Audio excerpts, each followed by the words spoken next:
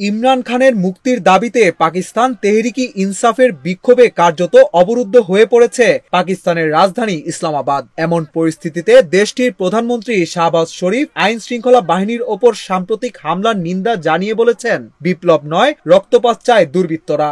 মঙ্গলবার দেওয়া এক বিবৃতিতে তিনি একথা বলেন। স্থানীয় সংবাদ মাধ্যম জিও নিউজের প্রতিবেদনে এ তথ্য জানানো হয়।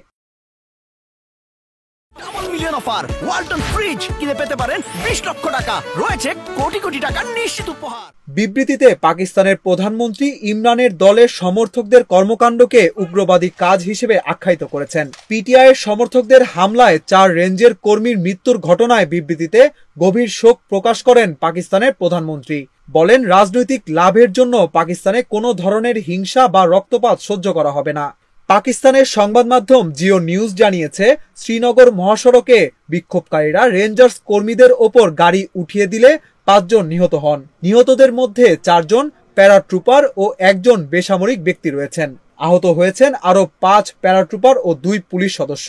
এ ঘটনার পর ইসলামাবাদে সংবিধানের 245 ধারা সক্রিয় করে সেনাবাহিনী মোতায়েন করা হয়েছে। পরিস্থিতি অশান্ত করার যে কোনো চেষ্টা ও জঙ্গি তৎপরতা কঠোর হাতে দমন করার নির্দেশ দিয়েছে পাকিস্তানের স্বরাষ্ট্র মন্ত্রণালয়। নিরাপত্তা সংশ্লিষ্ট সূত্র জিও নিউজকে জানিয়েছে, 5টি মরদেহ এরই মধ্যে স্থানীয় PIMS হাসপাতালে নেওয়া হয়েছে।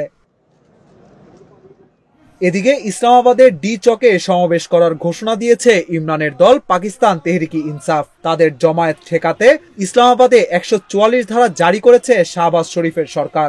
বন্ধ করে দেওয়া হয়েছে রাজধানীতে প্রবেশের সকল পথ, নিষিদ্ধ করা হয়েছে সকল সভা সমাবেশ এবং দেখামাত্র গুলি করার নির্দেশ দেওয়া হয়েছে।